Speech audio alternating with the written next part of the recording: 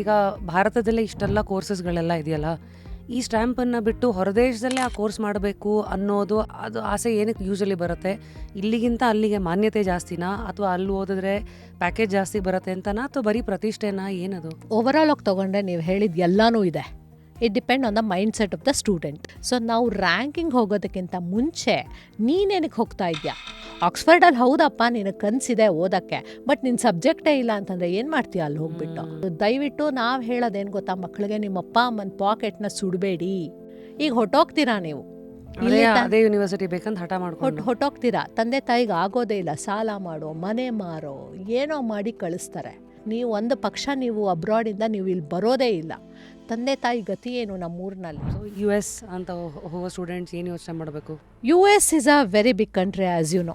ಒಂದು ಸದ್ಯಕ್ಕೆ ಇವಾಗ ಅಲ್ಲಿ ಕೆಲಸಗಳು ಸಿಗ್ತಾ ಇಲ್ಲ, ಅಲ್ಲೂ ಅಷ್ಟೇ safety is a concern, it's a major concern. ಒಂದು Germany is known for nano technologies, semiconductors, ಆಮೇಲೆ mechanical, computer science is also good. Indian families ಇರೋ ಬಿಗ್ಗೆಸ್ಟ್ ಮಿಸ್ಕನ್ಸೆಪ್ಷನ್ ಏನು ಅಬೌಟ್ ಸ್ಟಡಿಂಗ್ ಅಬ್ರಾಡ್?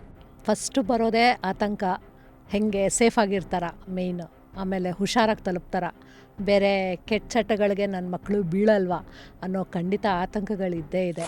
ಈಗ ವೀಸಾಗಳು, is it true that visa depends purely on luck?